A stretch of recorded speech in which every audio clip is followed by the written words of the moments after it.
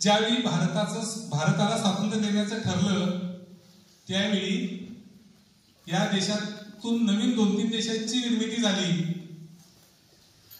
त्याला फाळणी म्हणतात. एका देशाचं विभाजन झालं.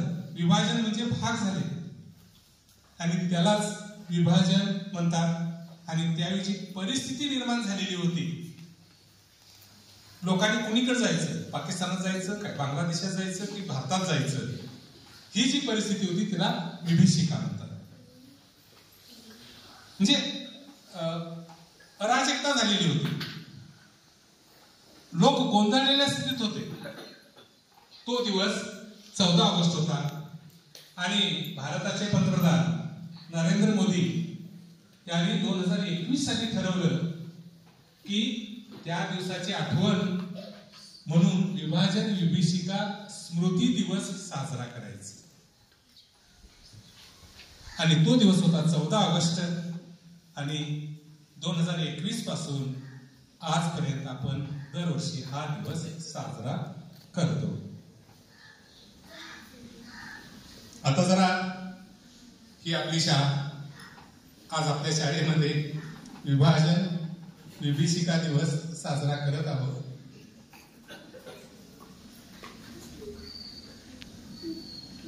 तर पाहिलं, फाळणीमुळे 10 ते 20 दशलक्ष लोक विस्थापित झाले. जागा त्यांना सोडून दुसऱ्या जागी जावं लागलं. गावं सोडून जावी लागली. विस्थापित, समजा या गावात काही लोक असतील, त्यांना समजा पाकिस्तानात जायचं असेल तर इथली जमीन, इथलं घर, शेत हे सगळं सोडून जावं लागलं. आणि त्यावेळी 10 ते 20 दशलक्ष लोक प्रभावित झाले आणि 2 ते 20 लाख लोक, काय शब्द वापरलेला आहे बघायचं, मरण पावले.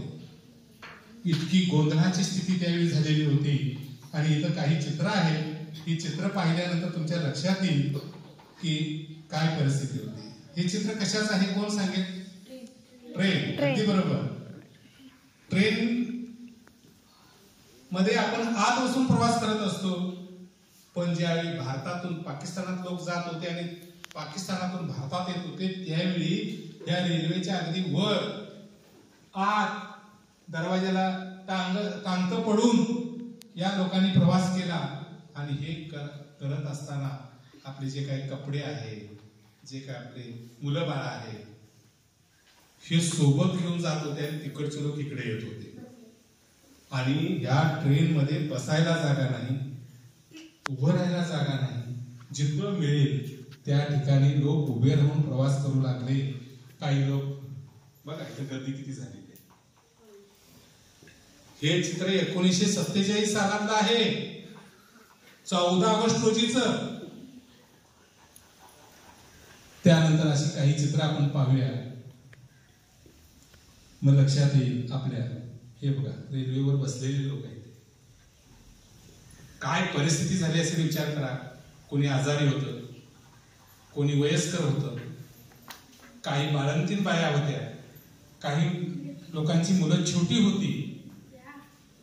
या सगळ्या परिस्थितीमधून एका देशातून दुसऱ्या देशात जात असताना किती मोठे हाल झाले होते हे लक्षात येईल. इथे कुटुंब दिसत आहे, त्यांची पोरं बाळ आहेत, त्यांच्या डोक्यावर त्यांचा संसारावर जे काही लागणारं साहित्य आहे.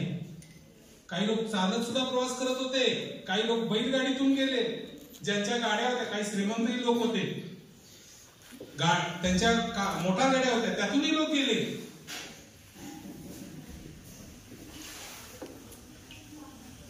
हे चित्र पाहिल्यानंतर तुमच्या लक्षात येईल.